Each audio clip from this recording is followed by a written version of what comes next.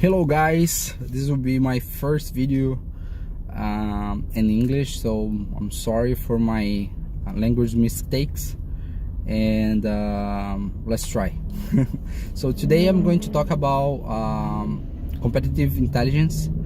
This is a new term for me, but it's a holistic view about many strategies and tools that you have in administration. So the competitive intelligence involve the idea that you need to first compare with your competitors, analyze what they're doing in the market, check what they're doing, what they're not doing, why of the everything about why they are doing this, why they are not doing that. If I'm going to do any new advertisement or any new changing my product, what my competitor should be doing, if they don't do the move that you're expecting, why they're not doing. So things like that is very important, because you can identify things that they're doing better, right? And competition is not a bad thing. Usually when you have competition, the market itself is better, even for the companies that is introducing this market, because they do a better job and they make the competitor better, because they enforce that they need to be better to survive. So the first thing that you need to figure out is doing a SWOT analysis, SWOT, where you check your strengths, where you see what you're where you're lacking in quality, or how your service is bad or is good, what is your strong points or lacking, and then you need to figure out what you're going to do better, because you cannot do the best in everything. It's super hard. It will be I almost can guarantee that it is impossible that you will be able to make a product that will be the cheapest, the highest quality, the better customer service, and the people love more. It's impossible. Usually, if you want to be the product that everybody loves, your product should be probably the most expensive, or close by the most expensive, will not be the cheapest. If you want to be the cheapest, your quality, you cannot do the best customer service for them. So first you need to figure out what is your vision, what is your goal for the long run. So after you define your goal for the long term, and this is very important, even for your personal life, it's important that you have a vision for the long term, because we cannot do everything that we want when we want, right? You need to get what you have in your hands, what you have available, and have the best decisions possible, so first define the vision, and then you're going to reach this goal faster than just go with the wind. Let's say, just go with the flow, because if you just leave the life guide you, you're not going to anywhere. Maybe you will, because you are lucky, but it will be way more hard than if you define exactly what you want.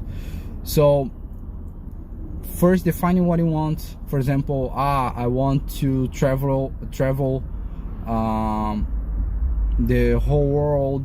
So first, maybe one good idea is to be a guide, working a travel agency, or work in the flight company, something like that, if you like to work with kids, I don't know, maybe a soccer teacher, a professor in some area, I don't know. But this is the point. You need to define what you want, and not necessarily you need to do what you want tomorrow. You you can guide yourself to, when you receive opportunity, you can see the future on this, because maybe you're going to give you a step back, but in the long term it will be beneficial for you, you know. Okay, after defining the vision, you need to go to the next step, that you need to share this vision with everybody in your company. So this is very important. When you share your ideas with your company, you're going to have better ideas, because the ideas will be more mature. Your team will help you to guide you about the short the tasks that you're going to do on the short term. So what you're going to do to be able to reach 100 clients this year, new clients, right?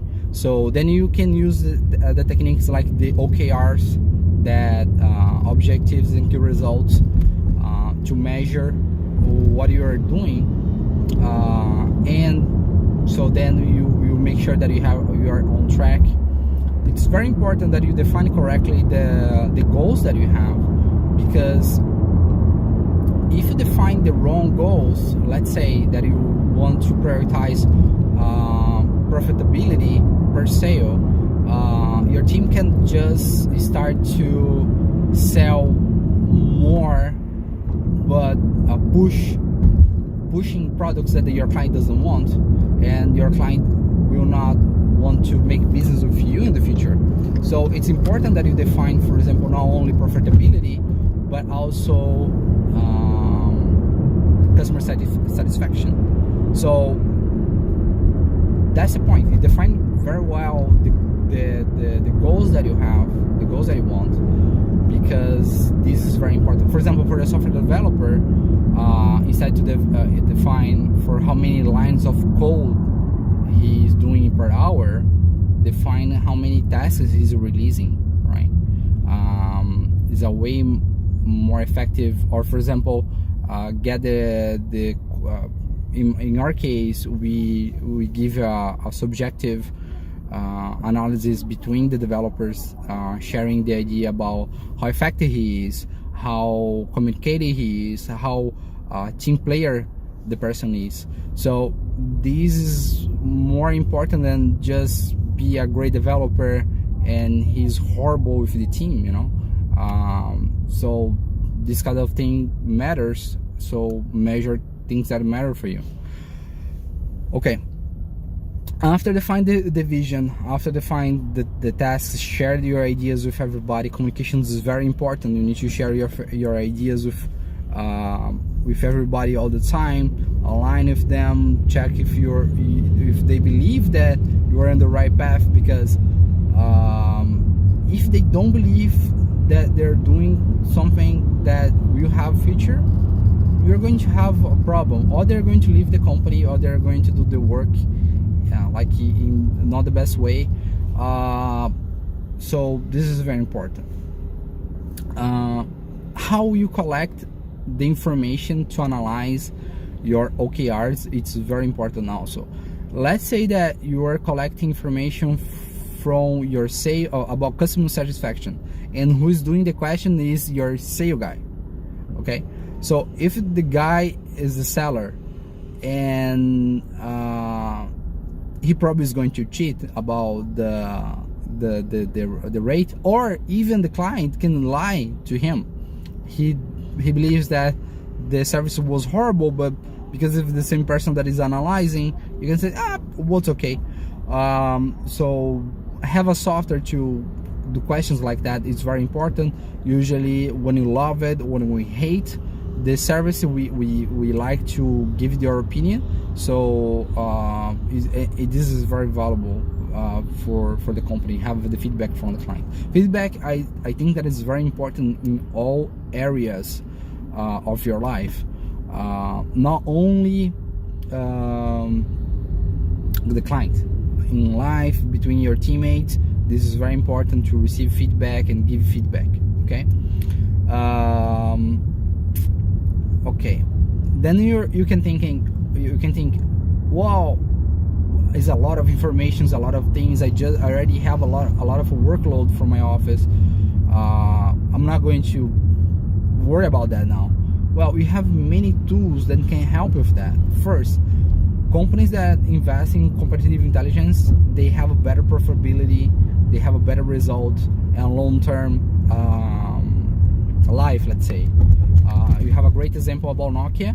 They just ignored the vision of Apple in 2002, saying that they're going to invest in mobile phones, and the result was in 2007 the iPhone, and today we don't have Nokia, right? So it's very important that you have this is very important that you do the analysis about your company, about your market, and the effects that you have, what it can be affecting your market. You know, can be other kind of business that is not exactly competitive, but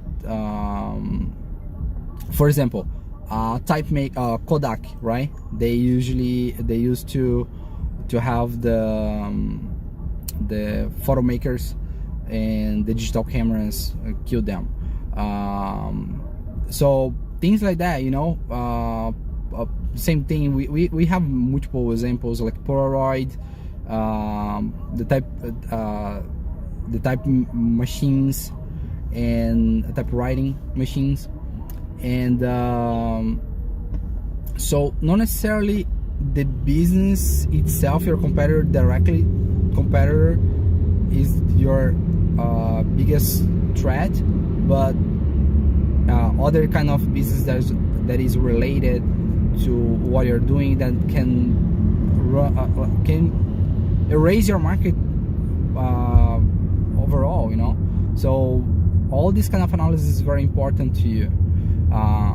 If you're in the food, let's say you have a pizzeria, well, Italian cuisine or even a Thai food cuisine can be your competitor, right? Because another option for people to eat. So you need to figure out who is really your competitor. Again, going back, if it is a lot of information, you have a reason why you need to be worried about that.